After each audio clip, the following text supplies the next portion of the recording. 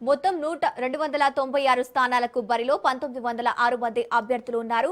కేరళంలో 140 స్థానాలకు బరిలో 890 మంది అభ్యర్థులు ఉన్నారు. రైట్, ఇక ఇదే అంశానికి సంబంధించి పూర్తి డీటెయిల్స్ మా ప్రతినిధి సునీల్ లైవ్ ద్వారా అందిస్తారు.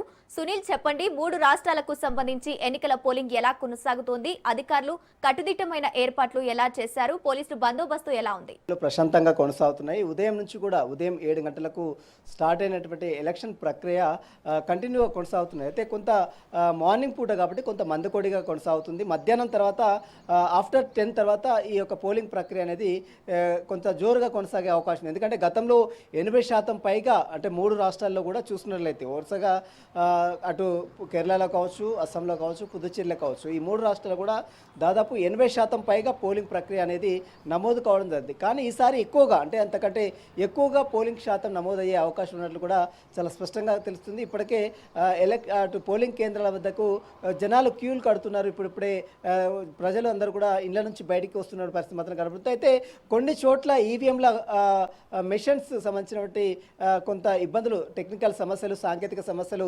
తలెత్తినట్లు కూడా సమాచారం తెలుస్తుంది. వాటన్నిటి ప్లేస్లో వెంటనే ఎన్నికల అధికారులు రీప్లేస్ చేసి వెంటనే సార్ట్అవుట్ చేసే పని కూడా చేస్తున్నారు. ఎందుకంటే ఒక టెక్నికల్ టీంను కూడా అక్కడ ఏర్పాటు చేశారు.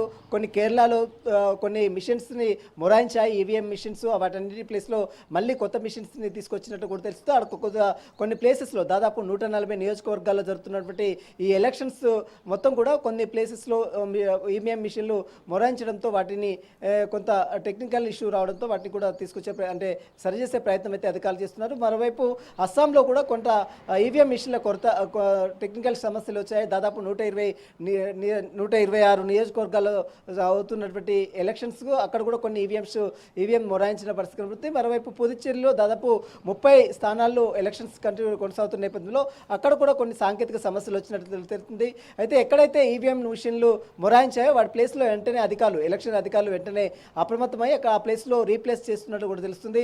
మొత్తం దాదాపు 3 రాష్ట్రాల్లో ప్రశాంతంగా ఎలక్షన్స్ అయితే కంటిన్యూ కొనసాగుతున్నాయి. కొన్ని ప్లేసెస్లో కొంత ఇబ్బందులు తలెత్తినప్పుడు కూడా వాటి అందరినీ కూడా రెక్టిఫై చేస్తున్నారు అధికారులు వెంటనే. ఇక సాయంత్రం 6 గంటల వరకు ఈ పోలింగ్ ప్రక్రియ అనేది కంటిన్యూ కొనసాగే అవకాశం ఉంది.